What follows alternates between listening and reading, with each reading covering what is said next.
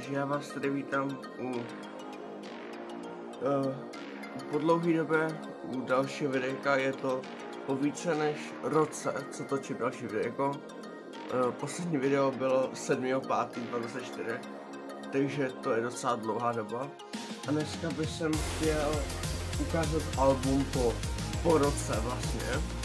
A pak šel teď nějaký Pokémon a doplnit si když nějakou, když jak prostě jako to album. Takže jako, co se tady tak nějak změnilo? No vlastně jako tu ten přibyl asi. Mám Tyranitar, že jako to. Mám tady zlatý karty, který jsem tady měl. Mám konečně Charizard, to udělal, ten střih na pán jsem otevřel. Ten udělal velkou radost, mám Minikuma. Pak mám, toho mám novýho, to je z té nejnovější edice, z toho Mega Evolution. Pak tady mám, tady toho, to je pěkný. No a jako víceméně, co se tady tak nějak jako změnilo, nezměnilo. Tady mám ty, co jsem měl vepředu, tady mám Pikachu, a ve svým podstatě pak už jako tady není nic moc zajímavého. Ale jako něco se tam změnilo, to neříkám, že ne. Ale já jsem si tady pro nás, ale pro vás koupil tady tu velkou tinku. Takže si jdeme otevřít. Hej, pokusím si to.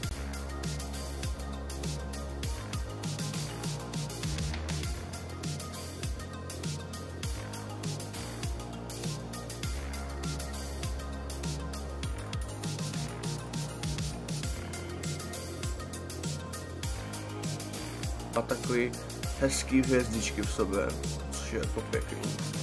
A pak tu máme takhle 4 balíčky. Máme tu OK, takže ty dva jsem vůbec neotevíral. Pak tu máme Papaldance Evolution a to jsem taky, jakože tady jsou tady asi 3 balíčky, co jsem neotvíral, což jako beru docela jako velký plus, protože tam budou nové karty, ten samozřejmě půjde do alba. No. A jako bude to docela pozitivně. Takže já bych možná začal tím, co vím, co je, takže tady Papaldance Evolution. Je to takový, je to docela nostalgie, jakože Pokémoni už nejsou tak populární. Nebo takhle, ne že nejsou populární, ale prostě.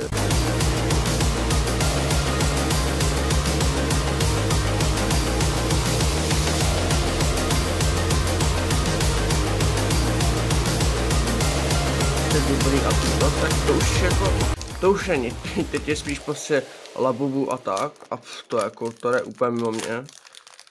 Ale jako nevím, no, kdyby se třeba vrátila éra Pokémonu, tak by mi to vůbec nevadilo.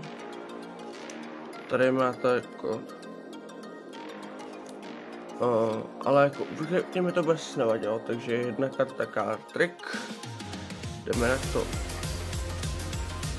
Tandemus. Spiridago. A radši říct nebudu, když se slyším. To je docela pěkný. No, to vidíte. Máme tady Trainera, Floragito, první reverzolo, OK, další a EX. První EX konečka. Pokra je docela v pohodě, no, ale jako jinak docela bída. Doufám, že máte ten kód, já tam ještě vám tady ukážu.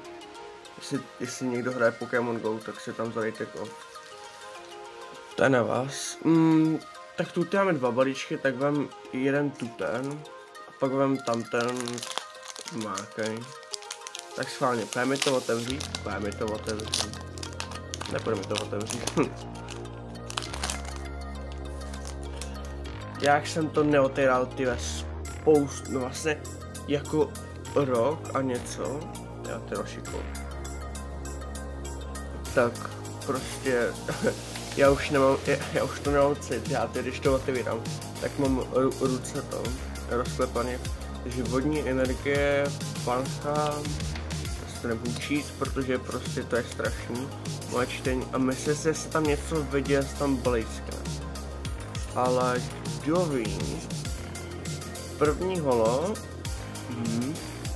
a máme tu holo lice rybou vín.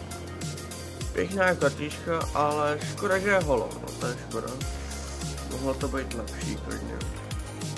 Ale to je jedno, ale ještě se stěli ten kód, tady máte ještě kód. Teď bych si vzal tady ten balíček, tam cítím, že by tam možná něco jim mohlo být. Ale kdo ví. Jinak bych sám zdal, že mám taky jako bochrapký hlas.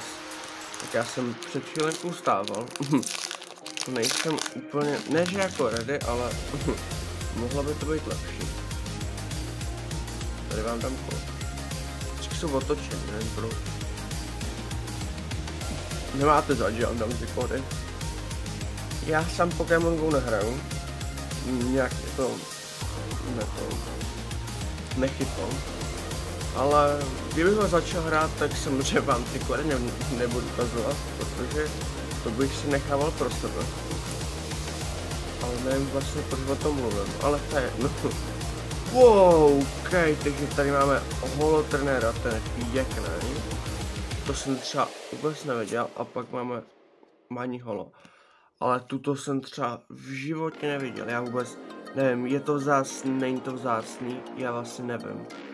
Já jakoby to nezbírám, nebo ne, že nezbírám, ale prostě, jak už to je mimo mě trochu, tak já nevím, je to vzácný, má to nějakou hodnotu, já vlastně nevím, to je, já vlastně, to je takový, ok, tak tady to čel dobře vzdělávat. Možná jestli není třeba nějak zvážený nebo něco,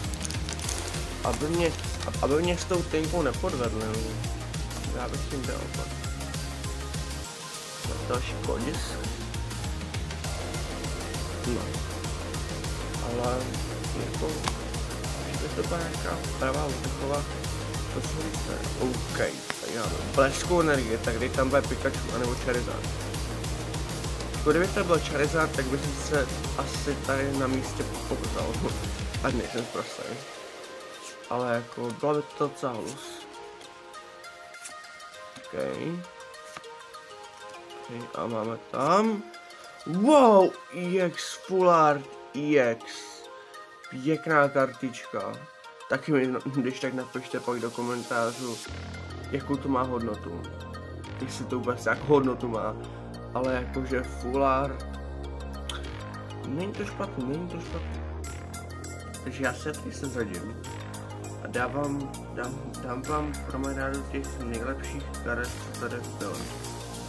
Takže za mě jakoby začnu tady tím trenérem, protože za mě, já vlastně nevím, jestli to má jako hodnotu, máte nějakou hodnotu, pak tu máme klasický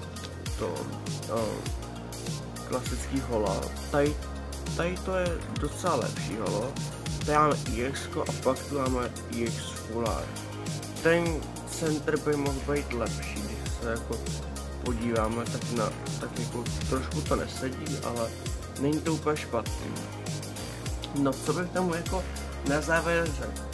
Na to, že jo, a že se to jsem jako, tady se nepočítá, ale co bych tomu jako na závěr řekl, jako co se týče jakože cenově a to, co mi to dá, tak jako ty Pokémoni, co teď stojí, tak mi přijde docela dost drahý, jakože za to jsem, možná to pro někoho je nic, no, ale pro mě to je docela dost, jakože za tady tu tinku, za kterou jsem dával prostě dřív třeba 500-400, tak teď se dal prostě jako 700 jen tak, a jakože, jako, byl tam tady ten Full Art, jo, to neříkám, ale jakože, že by to byl nějaký jako extra hit, já nevím, pak až to dotočím, tak si komu kolik to stojí, jo, ale nějak jako furt nevím, jako je to dobrý, jako vydělal jsem na tom, nebo jsem prodělal, já vás vám pro dnešek loučím a zatím čus!